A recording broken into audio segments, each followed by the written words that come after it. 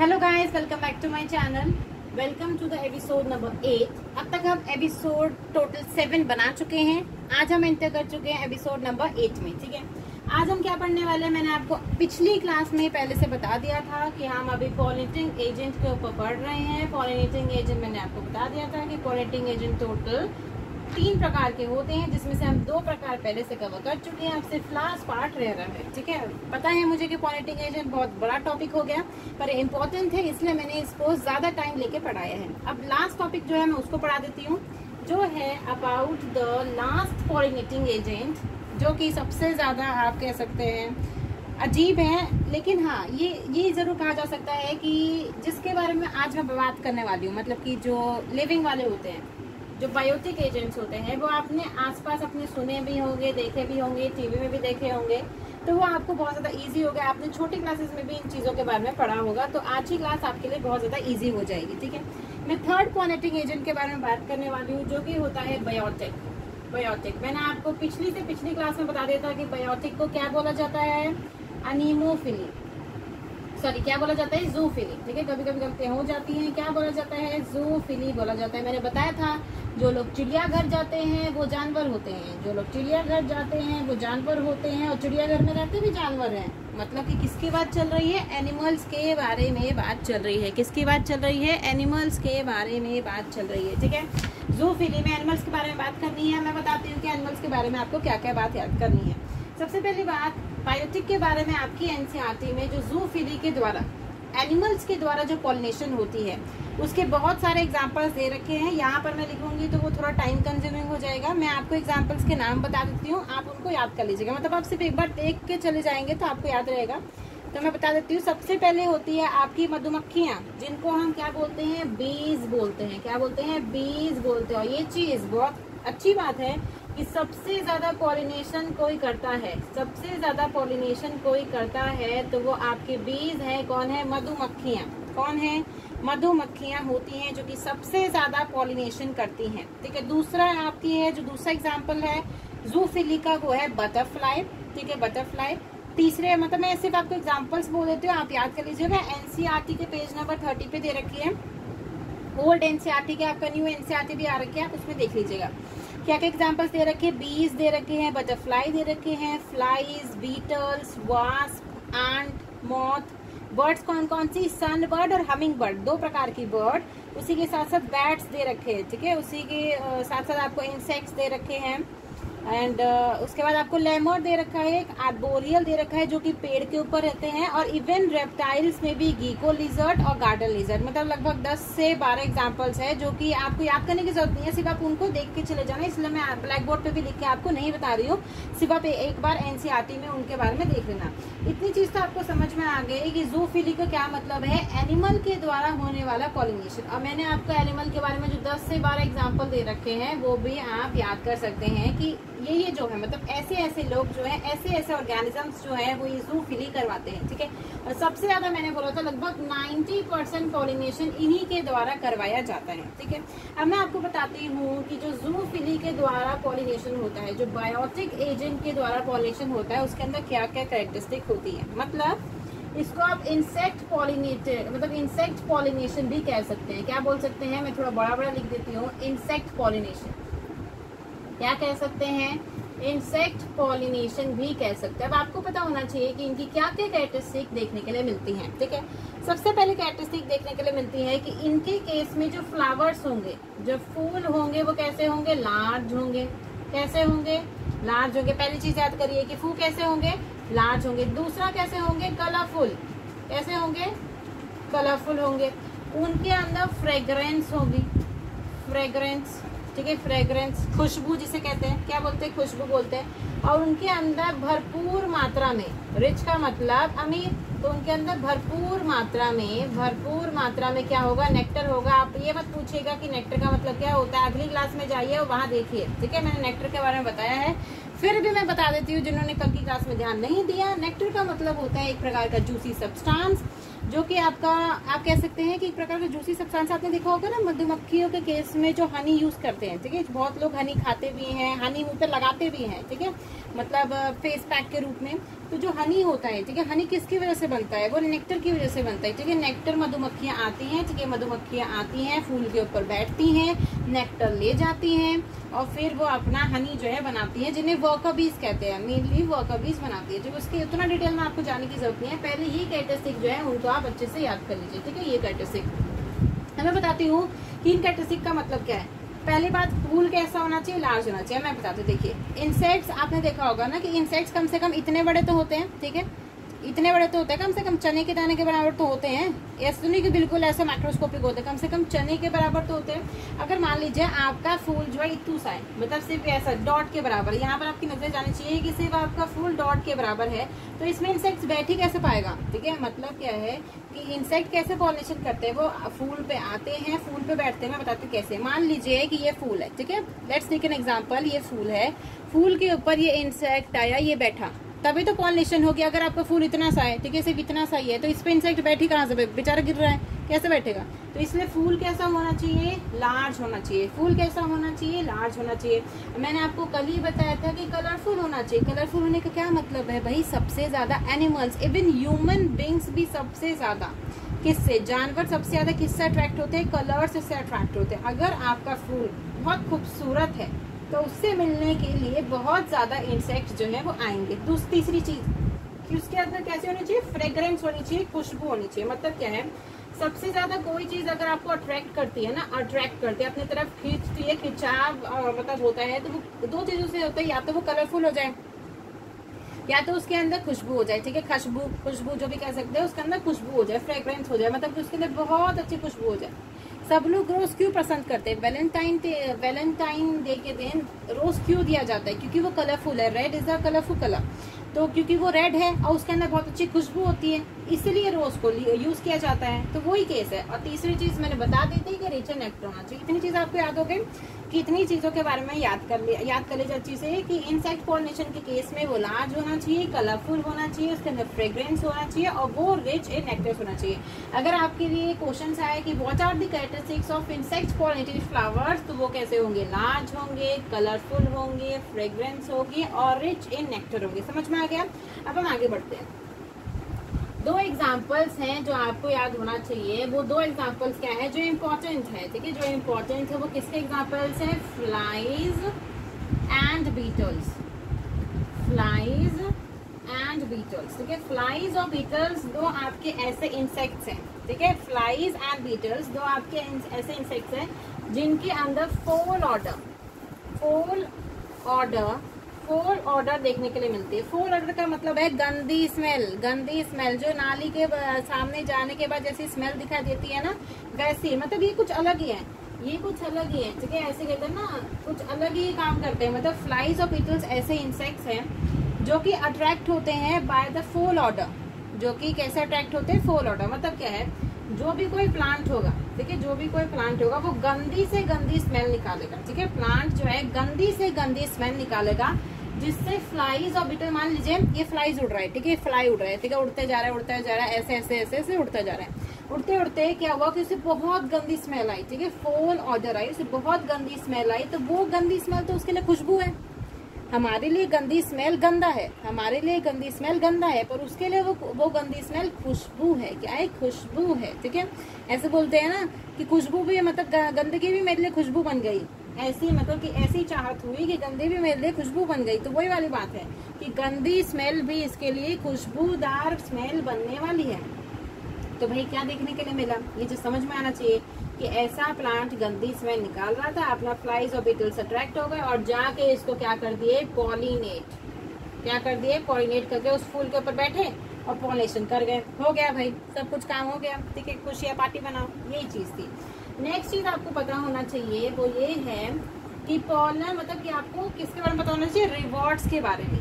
क्या होते हैं? रिवॉर्ड्स के बारे में सब जानते होंगे आई थिंक। कि रिवॉर्ड्स का मतलब होता है गिफ्ट्स, कुछ गिफ्ट्स दिया जाए। मतलब क्या है? देखिए, आपको इतनी चीज पता है कि अगर आपको पॉलिनेशन की प्रोसेस करवानी है, वो भी इंसेक्ट वाली, कौन सी वाली? इंसेक्ट वाली। तो इंसेक्ट कैसे होते हैं? चालाक होते हैं। इंसेक्ट भी तो एनिमल्स में ही आते हैं, तो वो कैसे होते हैं? चालाक होते हैं। वो क्या कहेंगे, मतलब कि इन दोनों के बीच में, प्लांट के बीच में, ठीक है, प्लांट के बीच में और इंसेक्ट के बीच में एक डायलॉग चलेगा। देखो, इंसेक्ट है, प्लांट है, इंसेक्ट बोलेगा कि भाई तेरे को पता है, मुझे अच्छे से पता है कि भाई तू प्लांट है, तुझे पॉलिनेशन की प्रोसेस की जरूरत है, मैं मतलब कि तेरे को मेरी जरूरत है ताकि मैं मेल गैमेट जो है तेरे पास लेके आऊँ, मेल गैमेट जो है मैं तेरे पास लेके आऊँ। इतना मैं अच्छे से जानता हूँ कि तुझे मेरी जरूरत है ताकि मेल गैमेट तेरे पास आए, ठीक है, मेल गैमेट तेरे पास आए।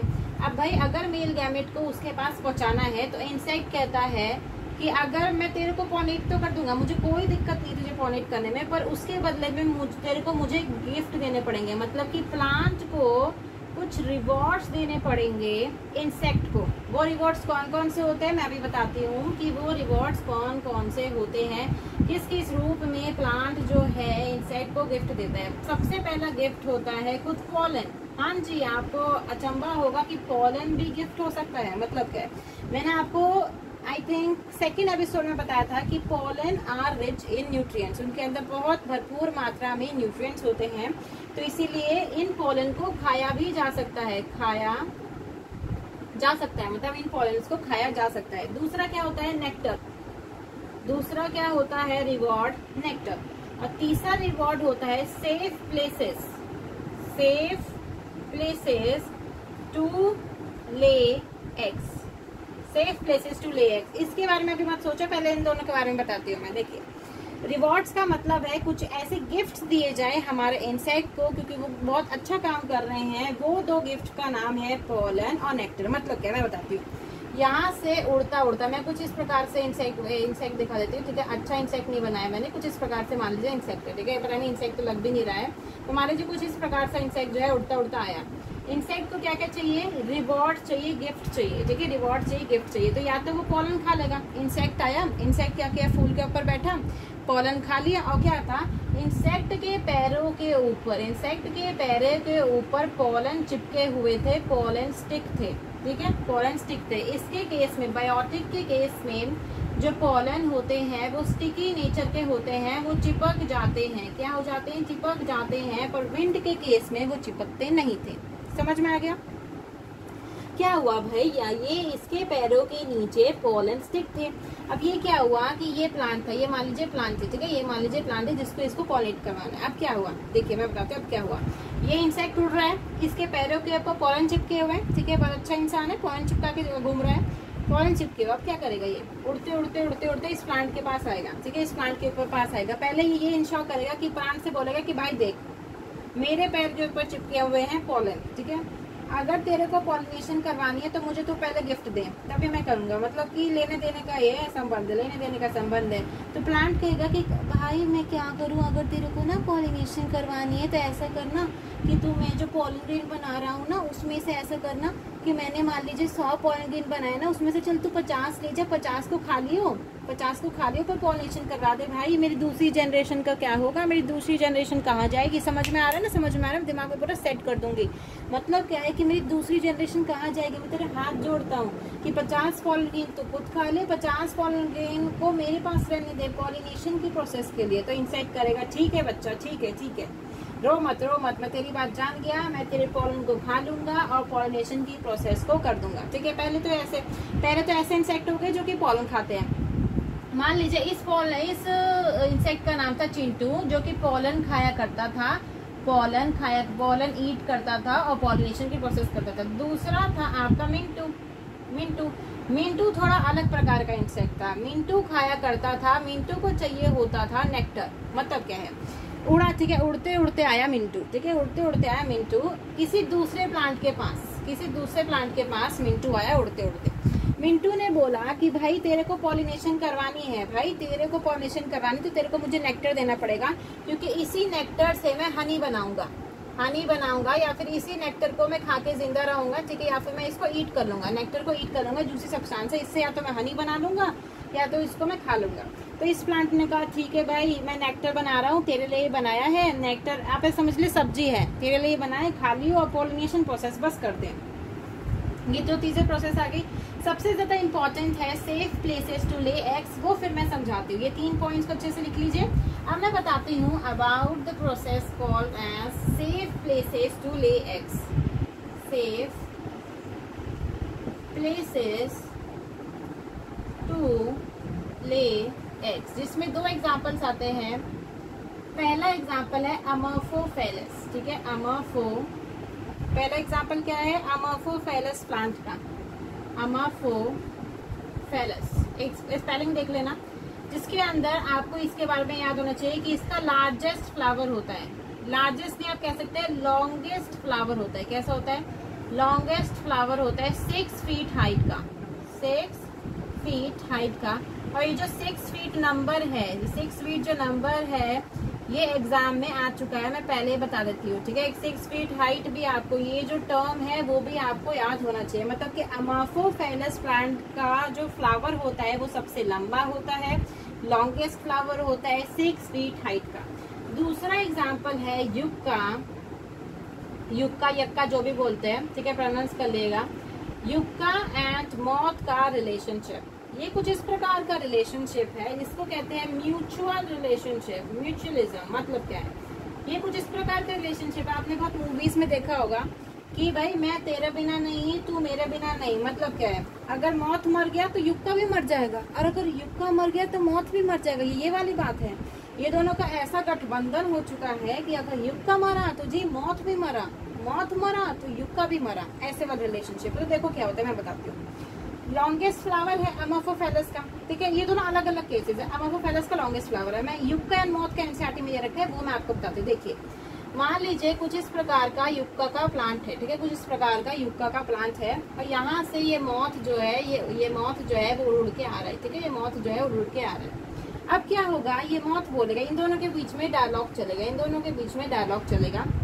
जो मॉथ है वो क्या बोलेगा कि देख भाई, मैंने अपने एग्स तैयार कर लिए हैं, अंडे मेरे तैयार हैं, और तेरा फ्लावर में बहुत जगह है, ठीक है, तेरे फ्लावर में बहुत जगह है, तेरा फ्लावर बहुत बड़ा है, तेरे फ्लावर में बहुत जगह है, तेरा फ्लावर बहुत बड़ा है, तो तू ऐसा कर कि तू अपने ओव्यूल के अंदर, अपने ओव्यूल के अंदर जो स्पेस होता है, यानी कि अपने लॉक्यूल के अंदर, मैंने लॉक्यूल के बारे में बताया था ना, आई थिंक तुम सबको याद होना चाहिए।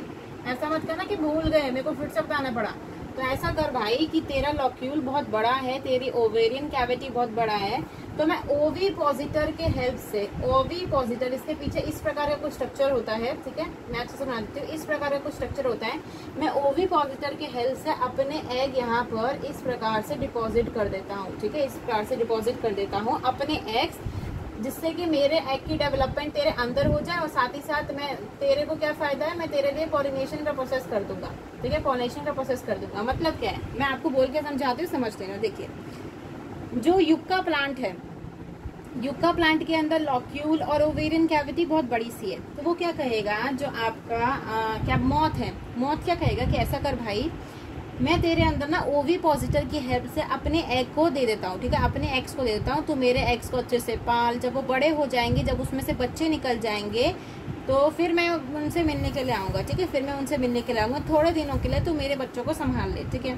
तो ये कहेगा कि ठीक है भाई, युक्का बोलेगा ठीक है भाई, तेरे बच्चे हैं, तेरे बच्चे मेरे बच्चे, मैं तेरे बच्चों को संभाल लेता हूँ। दूसरी बात, अब भाई बदले में युक्का को भी तो कुछ चाहिए, ये तो मौत की फायदा वाली बात हो गई ना, कि मौत, युक्का बोलेगा कि ऐसा कर भाई, तू आ रहा है ना, तू अपने पैरों के ऊपर ना पॉलन को, या फिर अपने शरीर के ऊपर ना पॉलन को चिपका के ले आइयो, ठीक है, पॉलन को अच्छे से टेप से चिपका के ले आइयो, और फिर मेरी ना पॉलिनेशन प्रोसेस कर दियो, क्योंकि यार मेरे भी तो बच्चे हैं, तेरे बच्चे, मैंने बोला तेरे बच्चे मेरे, तो मेरे बच्चे भी तो तेरे है कि नहीं, इसी को कहते हैं म्यूचुअल रिलेशनशिप।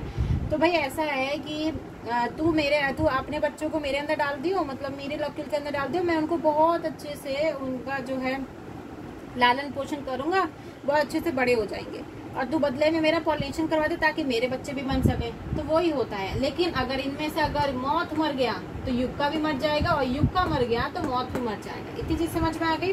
तो ये पूरी की पूरी बात थी आपकी बायोटिक के बारे में। एक लास्ट पॉइंट रह रहा है जो कि मतलब कॉमन सेंस वाली बात है, फिर भी मैं बता देती हूँ कि लास्ट पॉइंट क्या है। देखिए, कुछ पॉलन और नेक्टर रॉबर्स होते हैं, मैं बड़ा बड़ा लिख देती हूँ ताकि आपके दिमाग में घुसे। कुछ पॉलन एंड नेक्टर रॉबर्स होते हैं। क्या होते हैं? नेक्टर रॉबर्स होते हैं। इनका मतलब क्या है? ठीक है, एनसीईआरटी में दे रखा है इसलिए मैं बता दूँ। पॉलन और नेक्टर रॉबर्स का मतलब क्या है? ये पॉलन और नेक्टर रॉबर्स क्या करेंगे? ये ऐसे इंसेक्ट्स होंगे, ठीक है, क्या होंगे? ऐसे क्या होंगे, ऐसे इंसेक्ट्स होंगे। ये पता है क्या करेंगे, ये कुछ इस प्रकार के इंसेक्ट्स हैं कि ये क्या करेंगे, जैसे ये इंसेक्ट है, ठीक है, लेट्स टेक एन एग्जांपल कि ये क्या है कि एक प्रकार का इंसेक्ट है, ठीक है, ये क्या है, एक प्रकार का इंसेक्ट है।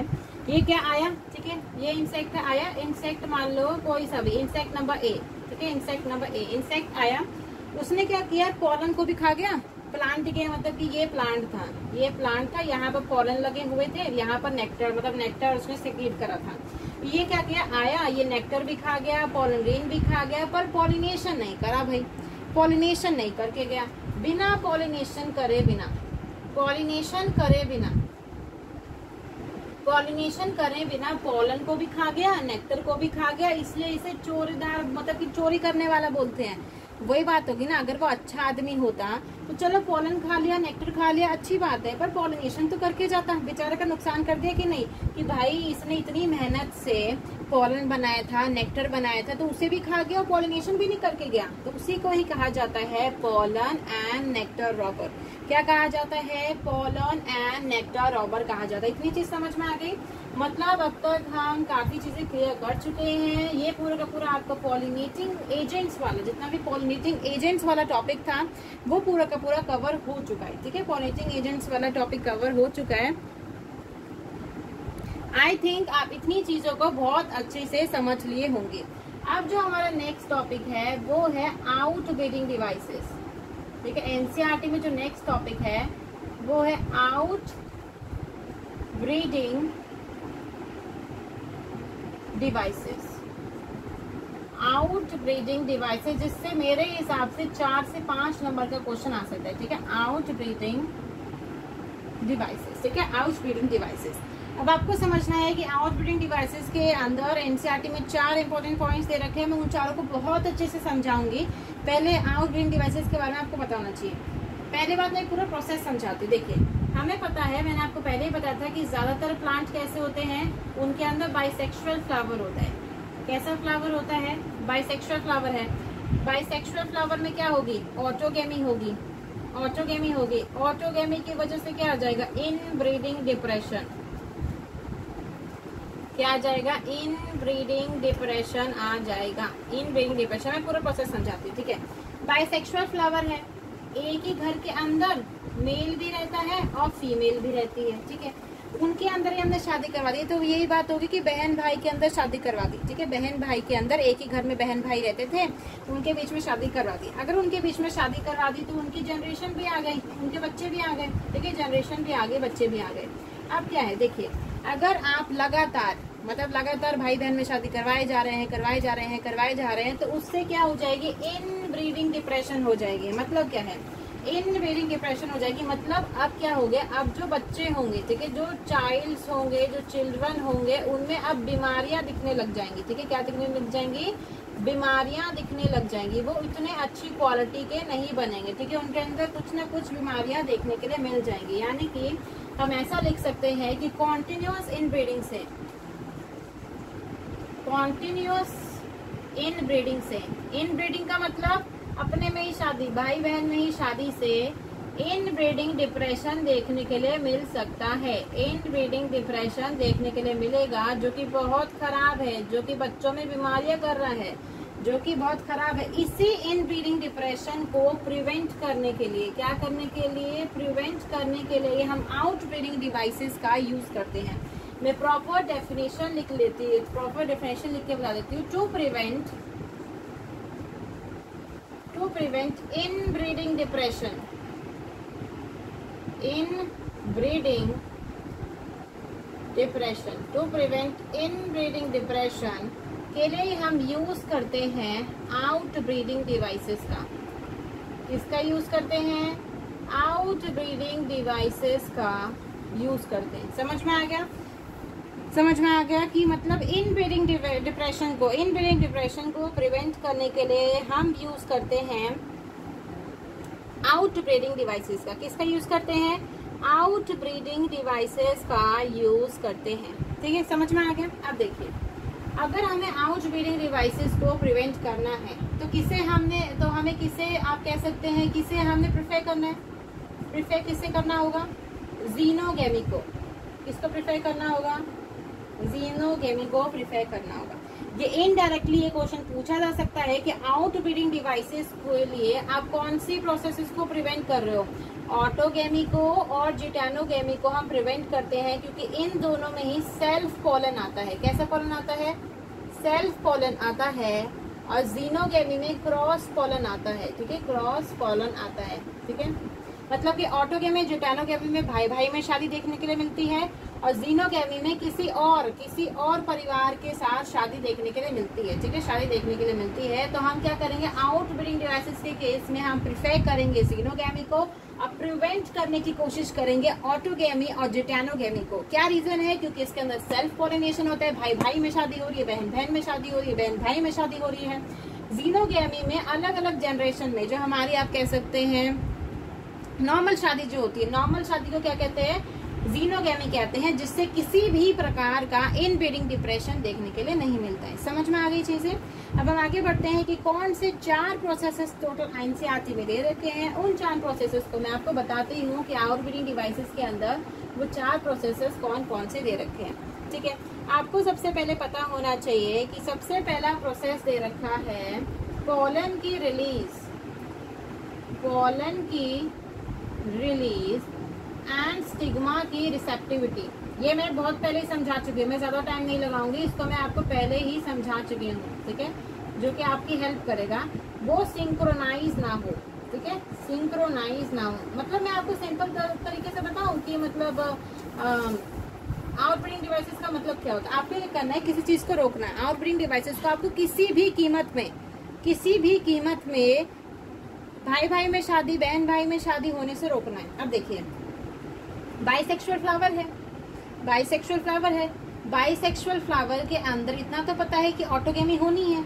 और ऑटोगेमी रोकने के लिए क्या करना है? आपको पोलन की रिलीज को, स्टिग्मा की रिसेप्टिविटी को सिंक्रोनाइज नहीं होने देना है, ठीक है, सिंक्रोनाइज नहीं होने देना है। मतलब मैंने आपको बताया था ये फीमेल फ्लावर होती है, ठीक है, ये मेल फ्लावर होता है। मैंने आपको एग्जांपल से बताया था कि मान लीजिए पोलन रिलीज, ये मान लीजिए 4 बजे जो है पोलन रिलीज होने वाला है, स्टिग्मा रिसेप्टिव होने वाला है 2 दिन बाद, 2 डेज के बाद, ठीक है, 2 दिन के बाद। अब क्या होगा? हमें पता है कि ये वाला मान लीजिए ये प्लांट है राइस का, किसका प्लांट है? राइस का प्लांट है। तो ये 30 मिनट बाद तो इसका कोई महत्व नहीं रह जाएगा। मैंने आपको बताया था ना पोलन वाइब्रेटी के केस में कि 30 मिनट के बाद ये कुछ भी कर ले, पैर पटक ले, कुछ भी कर ले, इसका कुछ काम नहीं रह जाएगा, ये वेस्ट हो जाएगा। क्या हो जाएगा? वेस्ट हो जाएगा जी। तो राइस प्लांट के केस में 4 बजे निकला, ठीक है, इन दोनों में डायलॉग चला। ये 4 बजे निकला, इसने बोला कि बहन मैं तुझसे शादी करना चाहता हूँ, 4 बजे तू कोर्ट मैरिज में आ जाइयो, मतलब कि कोर्ट में आ जाइयो, हम दोनों शादी कर लेंगे। पर इसने कहा कि मैं तुझसे 2 दिन बाद शादी करना चाहती हूँ क्योंकि मेरा अभी शादी का लहंगा वगैरह तैयार नहीं हो पाए हैं, तो मैं तुमसे 2 दिन के बाद शादी करना चाहती हूँ। तो वो कहता है कि नहीं, मुझे जल्दी है, मुझे तुमसे अभी शादी करनी है, 4 बजे ही शादी करनी है। तो वो क्या करेगा? ये अपनी जिद पे अड़ा रहेगा, 4 बजे यहाँ से कॉलेज निकलेंगे, ये निकले 4 बजे कॉलेंगे। पर ये तो अभी रिसेप्टिव ही नहीं हुई ना। रिसेप्टिव होने का मतलब कि पोलन ट्यूब को बनने दें, पोलन ट्यूब को बनने दें, है कि नहीं, पोलन ट्यूब को बनने दे, अपने पति को स्वीकार करे। तो ये क्या करेगी? ये बोलेगी कि नहीं भाई मैं तो 2 दिन बाद, तो ये क्या करेगा? बेचारा बहुत देर तक वेट करेगा, 20 से 25 मिनट के लिए वेट करेगा और ये किसी और से जाके शादी कर लेगा, किसी और प्लांट के साथ जाके शादी कर लेगा, ठीक है, किसी और प्लांट के साथ जाके शादी कर लेगा। अब ये जो है ये 2 दिन बाद रिसेप्टिव हुई, फिर ये भी देखेगी कि भाई जो मेरा दूल्हा था उसने तो किसी और लड़की से शादी कर ली, अब मैं कहाँ जाऊँ, तो ये भी फिर किसी और लड़की से शादी कर लेगी। ऐसा वैसे रियल लाइफ में देखने के लिए नहीं मिलता है, ठीक है, ऐसा रियल लाइफ में देखने में मिलता है। अपने ऊपर मत ले लेना कि भाई अगर इससे शादी नहीं होती दूसरे से शादी करो, दूसरे से नहीं होती तीसरे से शादी करो, ऐसा नहीं करना। पर प्लांट ऐसा कर सकते हैं। समझ में आ गया कि नॉन सिंक्रोनाइज।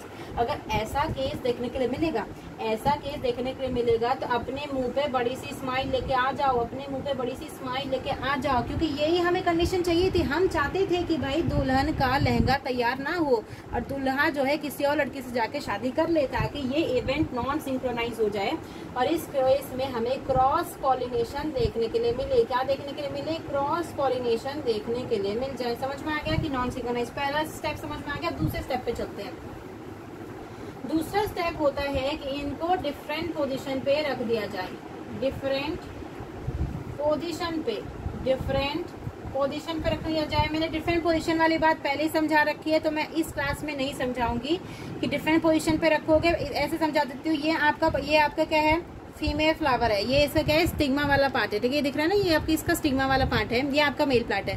अब आप बताइए, ये आपका पॉलन ग्रेन यहाँ से निकलेगा, फीमेल यहाँ ऐसे कूद के थोड़ा ना जाएगा, इसके अंदर वो थोड़ा ना लगे जो कूदने वाले होते हैं, कूदने वाले जो जूते आते हैं वो थोड़ा ना इसके पास है, यहाँ से कूद के थोड़ी ना जाएगा, ठीक है। ये ज्यादा से ज्यादा इतने लेवल पे, ज्यादा से ज्यादा इतने लेवल पे ही जा सकता है ना, तो फिर कैसे, इस केस में भी आपका नहीं हो पाएगा। तीसरा केस है सेल्फ इनकॉम्पैटिबिलिटी, सेल्फ इनकॉम्पैटिबिलिटी।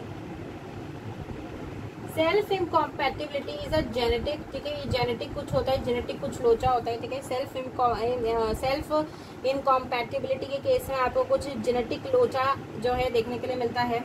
जेनेटिक लोचा के केस में क्या होगा, मैं यहाँ पर बना के दिखा देती हूँ। ये आपका स्टिग्मा है, ये स्टाइल है, ये ओवरी है, अब देखिए, और ये आपका एंथर है, ठीक है, ये आपका एंथर है। यहाँ से पॉलन ग्रेन निकलेगा, यहाँ से पॉलन ग्रेन निकलेगा, पर ये कहेगी कि निकल जाए यहाँ से, बोलेगी निकल जाए यहाँ से, मैं तेरे को एक्सेप्ट नहीं करूंगी। दूसरी चीज ये क्या था कि एक ही प्लांट के ऊपर एक ये फ्लावर, ये वाला फ्लावर जो है मैंने यहाँ पर बनाया, इसको मैं ऐसे ऐसे समझाती हूँ। देखो, ये वाला फ्लावर का नाम है ए फ्लावर, ये प्लांट है, ठीक है, ये प्लांट है। यहाँ पर ये यहाँ पर लगा हुआ है ए फ्लावर, यहाँ पर लगा हुआ है बी फ्लावर, पर रहते तो दोनों एक ही घर में है ना, रहते तो दोनों एक ही घर में है।